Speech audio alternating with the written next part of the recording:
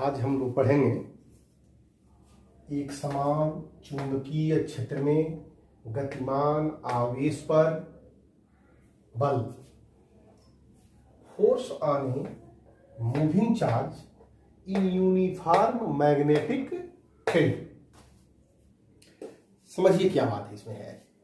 अगर कोई हमारे पास ऐसे मैग्नेटिक फील्ड है, चुंबकीय क्षेत्र है ऐसे, और इस चुंबकीय क्षेत्र में अगर कोई आवेश है, कोई आवेश मानते हैं Q है, अगर भी वेग से इसमें मूव करता है, गति करता है, तो इस पर एक फोर्स जनरेट होता है। और इस फोर्स के बारे में सबसे पहले अध्ययन किया था लॉरेंज ने, इसीलिए इसको लॉरेंज बल भी कहते हैं। लॉरेंज बल, लॉरेंज फोर्स, लॉरेंज फोर्स। अब ये लॉरेंज फोर्स होता क्या है, इसके बारे में हम लोगों को डिटेल में देखना है। देखिए एक्चुअली में होता यह है कि जब कोई आवेश आपको बताया गया है, आप जल्द से जानते भी हैं, कई बार बताए हैं हम, अगर कोई आवेश Q है, इसकी 3 कंडीशन में पढ़ना है। ऐसे अगर यह आवेश रेस्ट पोजीशन में है, अगर रेस्ट पोजीशन में है तो केवल और केवल इलेक्ट्रिक फील्ड जनरेट करता है, केवल electric field. E is not equal to 0, V 0, magnetic field उत्पन्न नहीं करता है। और जब यही आवेश एक समान वेग से मूव करता है, मूविंग पोजीशन में होता है, तो यह इलेक्ट्रिक फील्ड भी जनरेट करता है और मैग्नेटिक फील्ड भी जनरेट करता है, दोनों उत्पन्न करता है। और जब यही आवेश एक्सेलरेट, त्वरित हो जाता है, त्वरित वेग से गति करता है, एक्सेलरेट हो जाता है, तब यह जो है इलेक्ट्रोमैग्नेटिक वेव उत्पन्न करता है। तो आइए देखते हैं हम, हमारा टॉपिक है एक समान चुंबकीय क्षेत्र में अगर कोई एक मैग्नेटिक फील्ड, एक समान मैग्नेटिक फील्ड है, यूनिफॉर्म मैग्नेटिक फील्ड है, ऐसे मैग्नेटिक फील्ड को हम लिखते हैं B से। तो लॉरेंज ने क्या देखा, इसके अंदर एक चार्ज लिया Q, इस चार्ज को अलग अलग कोण पर इसके अंदर डाला, कभी इससे थीटा कोण पर डाला, कभी इस पर 90 डिग्री के कोण से डाला, कभी किसी एंगल पर, हर एंगल पर डाला इसके अंदर। जब भी वेग से इसके अंदर प्रक्षेपित किया चुंबकीय क्षेत्र के अंदर, तो देखा कि इस पर एक तो फोर्स लग रहा है और उस फोर्स का अध्ययन किया उसने, इसीलिए उसका नाम रखा गया लॉरेंज बल। अब वो फोर्स कितना होता है यही हमें ज्ञात करना है, उस फोर्स की वैल्यू कितनी होगी, तो फोर्स का मान कैसे निकाला हो, देखिए। और मान कितना होता है, उसने क्या किया कि ऐसे एक पहले उसने जो है, मान लिया इधर मैग्नेटिक फील्ड है, इधर ये है मैग्नेटिक फील्ड, ये है B, और मैग्नेटिक फील्ड के डायरेक्शन से, मैग्नेटिक फील्ड है, इसके डायरेक्शन से थीटा कोण पर, ऐसे थीटा कोण पर, ये एंगल हमारा थीटा है। Q आवेश कोई है, इसके अंदर भी वेग से क्या किया, इसके अंदर प्रक्षेपित किया भी वेग से। तो इस पर एक क्या लगा, फोर्स। जो ही मैग्नेटिक फील्ड के रेंज में घुसा आवेश, तो कहीं से आ रहा होगा, इसका कहीं ना कहीं मैग्नेटिक फील्ड होगा, और जो ही मैग्नेटिक फील्ड के अंदर घुसा तो इस पर एक फोर्स लगा। उस फोर्स का डायरेक्शन क्या है, क्या होता है जान लीजिए। ये चुंबकीय क्षेत्र B, चुंबकीय क्षेत्र B और जो वेलोसिटी का जो डायरेक्शन है V, इन दोनों के लंबवत होता है ऐसी। यह है आपका फोर्स, या फोर्स। इसी फोर्स के बारे में हमें ज्ञात करना है, फोर्स कितना होता है। उस फोर्स को निकालने के लिए उसने एक्सपेरिमेंट किया था, अध्ययन किया था। उसने क्या किया कि जो वेलोसिटी जो V है, इसको 2 घटक में किया विभाजित, एक चुंबकीय क्षेत्र के समांतर और एक चुंबकीय क्षेत्र के लंबवत, चुंबकीय क्षेत्र के दिशा में और चुंबकीय क्षेत्र के लंबवत। अगर यहां से हम क्या करें, इस पर ऐसे जो है परपेंडिकुलर डालने हैं मैग्नेटिक, इस पर चुंबकीय क्षेत्र पर, तो ये थीटा है, ये इस पर B पर परपेंडिकुलर है, और वो परपेंडिकुलर ऐसे है, सामपट के ऐसे है, तो हम ऐसे लाइन तो खींच नहीं सकते हैं। तो हम क्या कर रहे हैं, इसको इधर खींच दे रहे हैं, ऐसे इस डायरेक्शन में खींच दे रहे हैं ऐसे। अगर इस V को 2 कंपोनेंट में तोड़ा जाए तो ये क्या है, थीटा के सामने वाली भुजा क्या होती है, परपेंडिकुलर होती है, लंब होती है। लंब में क्या आता है? साइन। लंब ऐसे है तो इस दिशा में होगा भी साइन थीटा, और इस दिशा में होगा, चुंबकीय क्षेत्र की दिशा में होगा भी कास थीटा। देखिए ये आधार होगा, आधार में कास आता है, लंब में क्या आता है? साइन आता है। तो हमने क्या किया, ऐसे लंब हमारा ऐसे है, ऐसे है, समझिए इस तरह से। ये जो है चुंबकीय क्षेत्र ऐसे है और ऐसे कोई आवेश आ रहा है इसमें, तो इसको भी को हमने क्या किया है कि दो कंपोनेंट में तोड़ा गया है, दो कंपोनेंट में। ऐसे समझिए ये हमारा मैग्नेटिक फील्ड है, मैग्नेटिक फील्ड का ये परपेंडिकुलर है, और चार्ज कैसे आया होगा? इधर से ऐसे आया होगा थीटा कोण पर। तो हमने दो इसके कंपोनेंट में तोड़ा है, भी साइन थीटा और भी कास थीटा। तो लिख लीजिए माना कोई आवेश Q एक समान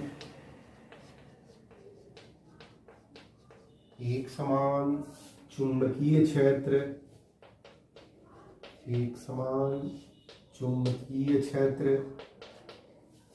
B में क्षेत्र की दिशा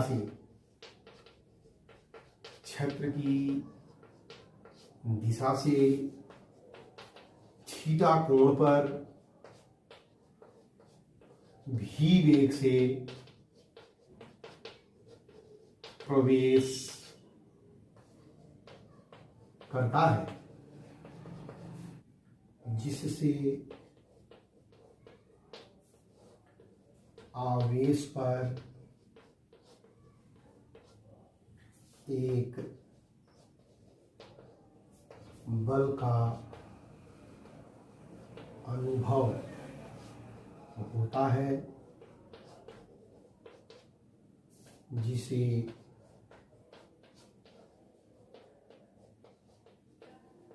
लॉरेंज बल कहते हैं। यह बल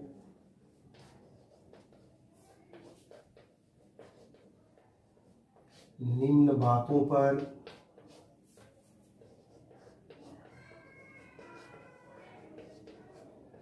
निर्भर करता है।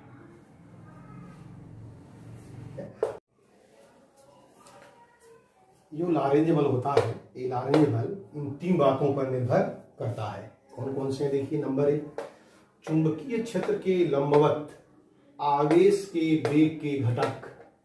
ये चुंबकीय क्षेत्र का ये लंबवत घटक है, ये ऐसे खींचा गया है, यह है भी साइन थीटा।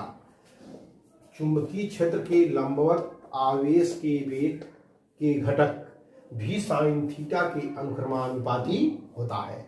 ये जो भी है, भी वेग जो आ रहा है, ये श्यामपट्ट में नहीं है, श्यामपट्ट में थोड़ा सा हट के है, ऐसे है, समझिए ऐसे है, इसे थीटा कोण पर ऐसे है, इसका लंबवत घटक ऐसे है, जबकि श्यामपट्ट में ऐसे खींचा गया है। F इज प्रोपोर्शनल टू भी साइन थीटा। चुंबकीय बल F, चुंबकीय बल का मतलब होता है लॉरेंज बल। लॉरेंज बल जो F है वो आवेश के परिमाण Q के अनुक्रमानुपाती होता है। आवेश का जो परिमाण है, जैसे Q का इलेक्ट्रॉन भी हो सकता है, प्रोटॉन भी हो सकता है, दोनों पक्षों में बराबर होता है, तो दोनों पर बल बराबर रहेगा। लेकिन इलेक्ट्रॉन पर माइनस है, अब प्रोटॉन पर प्लस होता है, इसलिए इनकी दिशा, लॉरेंज बल की दिशाएं क्या होगी? अलग अलग होगी। अगर प्लस से ऊपर होगा तो माइनस से नीचे होगा। अगर मान लीजिए यहाँ पर अल्फा कण है, अगर आ जाए कि एक इलेक्ट्रॉन है और एक अल्फा कण है, एक समान चुंबकीय क्षेत्र में एक समान वेग से प्रवेश करता है, तो बताइए उस पर किस पर बल अधिक लगेगा? तो देखिए यहाँ पर इलेक्ट्रॉन और अल्फा कण, ये इलेक्ट्रॉन है और ये अल्फा कण है। अल्फा कण पर जो आवेश होता है इलेक्ट्रॉन के आवेश का 2 गुना होता है, तो इस पर डबल बल लगेगा। तो जितना ही बड़ा आवेश होगा उतना ही अधिक लॉरेंज बल होगा। नंबर 3, चुंबकीय बल F, चुंबकीय क्षेत्र की तीव्रता B के अनुक्रमानुपाती होता है। चुंबकीय क्षेत्र की तीव्रता, जो इसकी इंटेंसिटी जितना ही अधिक होगी, B का मान जितना ही अधिक होगा, उस पर लगने वाला लॉरेंज बल या चुंबकीय बल भी कहते हैं, उतना ही अधिक होगा। अगर हम तीनों को एक में मिला दें तो देखिए क्या होता है। तो तीनों को एक में मिला देंगे तो लॉरेंज बल का मान देखिए कितना आ रहा है। लिख देंगे अर्थात एफ इज प्रोपोर्शनल टू, लिख सकते हैं पहला था भी साइन थीटा क्यू बी, और प्रोपोर्शनलिटी हटता है तो क्या आता है कांस्टेंट के, तो के equal to q v B sine theta, ऐसे याद करिए Q v B sine theta. ये जो के है ये कांस्टेंट है, इक्वल टू नहीं है, कांस्टेंट है। के क्या है कांस्टेंट है। ये जो के की वैल्यू जो होती है लॉरेंज ने देखा, अगर एम के एस पद्धति में सबका मान हो, एम के एस मीटर किलोग्राम सेकेंड में सबका मान हो, सबका मान मतलब बल का मान, आवेश का मान, वेग का मान, चुंबकीय क्षेत्र का मान, थीटा का मान, सब अगर एम के एस में है, एम के एस मीटर किलोग्राम सेकेंड मात्रक में के इक्वल टू 1 होता है, वो एक आता है, तो ये हो जाएगा F is equal to q v B sine theta. ये कहलाता है लॉरेंज बल। अगर इसका वेक्टर बहुत इंपॉर्टेंट होता है, वेक्टर रूप में वेक्टर एफ बराबर क्यू ब्रैकेट में कर देंगे, ए देखिए होता है ए बी साइन थीटा बराबर ए क्रॉस बी, तो भी बी साइन थीटा बराबर भी क्रॉस बी, ऐसे लिखते हैं वेक्टर के फॉर्म में। इस तरह से नोट कर लीजिए इसको।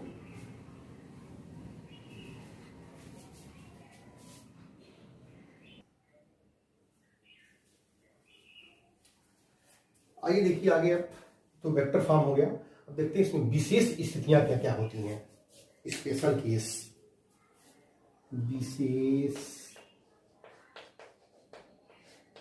स्थितियां। ये जो फार्मूला है एफ बराबर Q v B sine theta, ये चुंबकीय क्षेत्र की दिशा से कितने एंगल पे है, थीटा एंगल पे है, थीटा एंगल पे है। तो विशेष स्थितियां में लिखते हैं नंबर 1, यदि थीटा बराबर 0, थीटा बराबर 0 का मतलब क्या हुआ, अर्थात आवेश चुंबकीय क्षेत्र की दिशा में प्रवेश करे, दिशा में गति करे, तो एफ बराबर Q v B sine theta की जगह पर 0, साइन 0 0 होता है तो एफ बराबर 0, यानी इस पर कोई बल नहीं लगेगा। ऐसे बना सकते हैं फिगर, चुंबकीय क्षेत्र ऐसे है, चुंबकीय क्षेत्र ये भी है, और आवेश क्यू जो है भी वेग से इसी के दिशा में ऐसे गति कर रहा है, तो यहाँ पर लगने वाला बल एफ बराबर इस पर लगने वाला बल क्या होगा, 0 होगा। नेक्स्ट देखिए नंबर 2,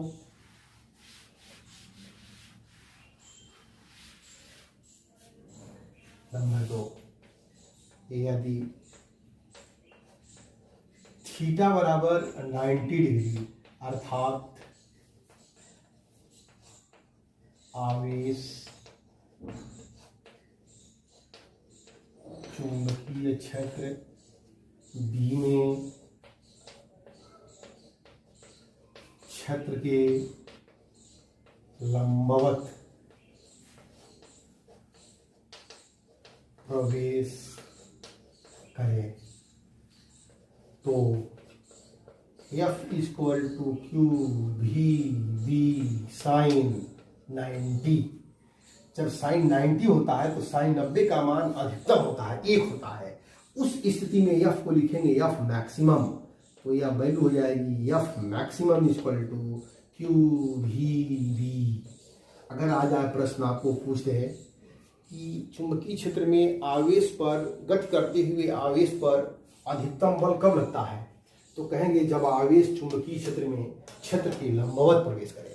लिख सकते हैं यहाँ पर इस स्थिति में, इस स्थिति में आवेश पर अधिकतम बल लगता है, अधिकतम बल लगता है। नेक्स्ट देखिए नंबर 3,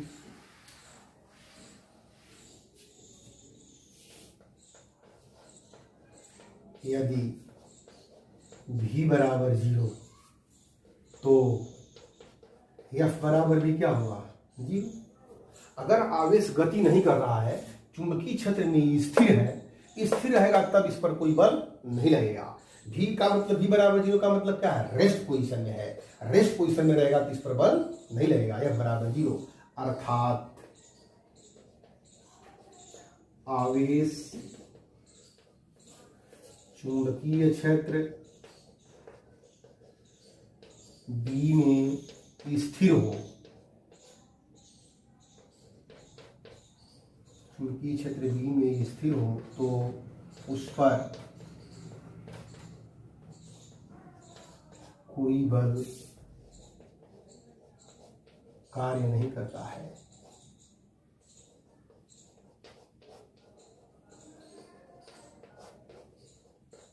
कोई बल कार्य नहीं करता है। नोट कर लीजिए इसको।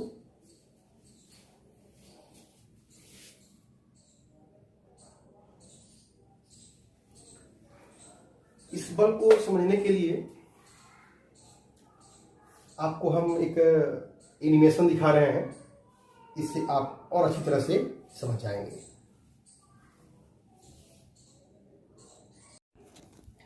लॉरेंज बल को समझने के लिए इस सर्किट का प्रयोग करेंगे।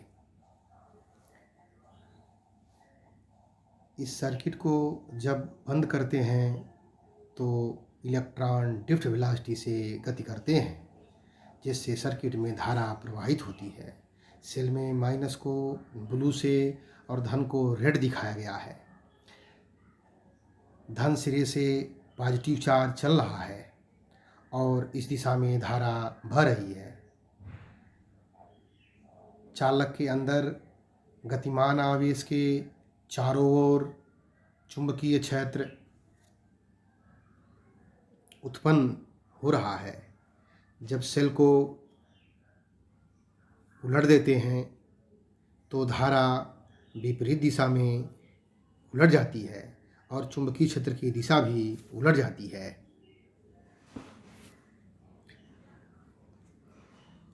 अब हम एक नाल चुंबक लेते हैं जिसके 2 ध्रुव N व S हैं।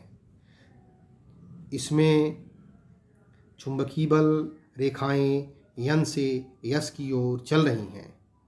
स्टैंड में लगा U आकार का तार स्वतंत्रतापूर्वक लटक रहा है। इस तार को नाल चुंबक के बीच में रखा जाता है और स्विच ऑन किया जाता है तो धारावाही चालक के अंदर गतिमान आवेश पर लॉरेंज बल लगता है।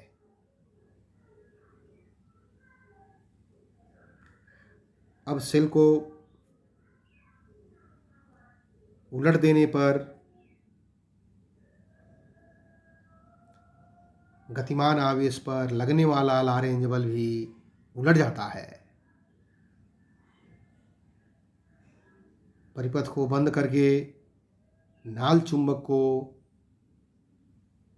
उलट दिया जाता है और पुनः धारा प्रवाहित करने पर देखा जाता है तो इस स्थिति में लगने वाला लॉरेंज बल फिर बदल जाता है।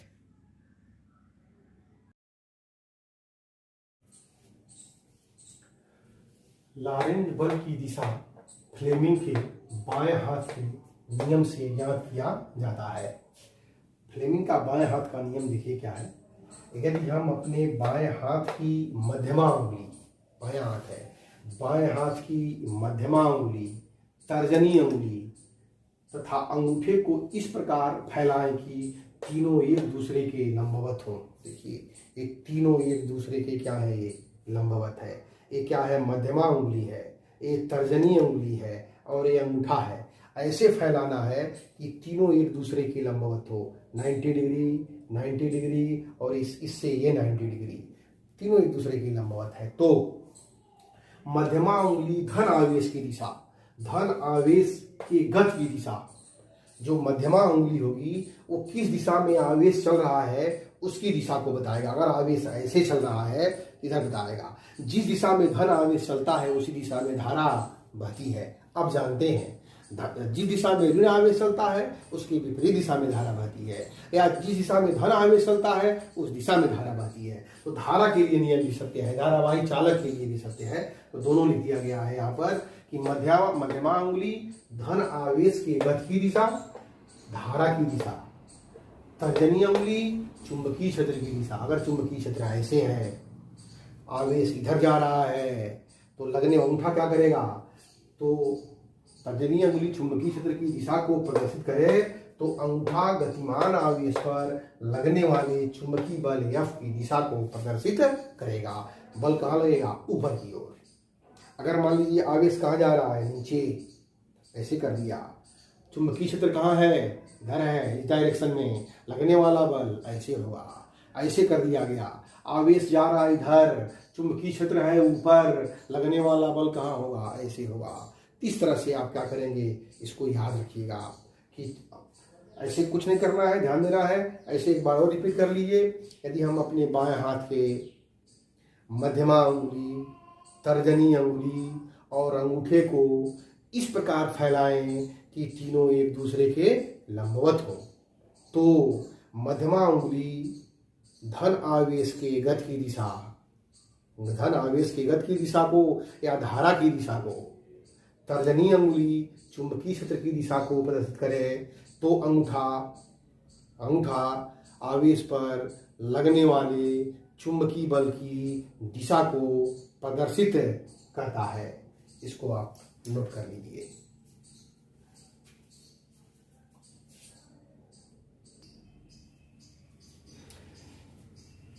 लारेंज बल को हम एक नियम से और ज्ञात कर सकते हैं। लारेंज बल की दिशा को दाएं हाथ की हथेली का नियम नंबर 2। क्या है नियम नंबर 2, पहले देख लीजिए। यदि हम अपने दाएं हाथ, इसमें दायां हाथ होना चाहिए, यदि हम अपने दाएं हाथ के पंजे को इस प्रकार फैलाएं कि अंगूठा शेष अंगुलियों के लंबवत हो, वैसे ही ये अंगूठा शेष अंगुलियों के क्या है, इसे लंबवत है, लंबवत हो, तब अंगूठा धन आवेश की दिशा यानी धारा की दिशा, अगर धारा ऐसे बह रही है या धन आवेश ऐसे जा रहा है, तथा शेष अंगुलियां चुंबकीय क्षेत्र की दिशा, शेष अंगुलियां अगर चुंबकीय क्षेत्र की दिशा में हो तो धारावाही चालक पर लगने वाला बल F हथेली के लंबवत, हथेली को धक्का देने की दिशा में होगा। इस हथेली पर धक्का कहाँ लगेगा, ऐसे लगेगा, इधर लगेगा। देखिए दोनों को एक साथ, एक फ्लेमिंग के बाएं हाथ का नियम। इधर क्या है, धन आवेश की दिशा, ये है दाएं हाथ की हथेली का नियम नंबर 2। ये क्या है, आवेश की दिशा, ये भी क्या है, आवेश की दिशा। ये तर्जनी अंगुली क्या है, चुंबकीय क्षेत्र की दिशा। चारों अंगुलियां कहाँ हैं, चुंबकीय क्षेत्र की दिशा। अंगूठा है लगने वाला बल और हथेली पर धक्का ऐसे लगेगा। तो दोनों नियम से हम ज्ञात कर सकते हैं धारावाही चालक पर लगने वाला बल या गतिमान आवेश पर लगने वाला बल। ये जो नियम बताया गया है धन आवेश की दिशा के लिए है। अगर ऋण आवेश होगा तो उसकी डायरेक्शन क्या होगी, बदल जाएगी, डायरेक्शन क्या होगी, नीचे की तरफ हो जाएगी। तो ध्यान रखिएगा, इसको नोट कर लीजिए।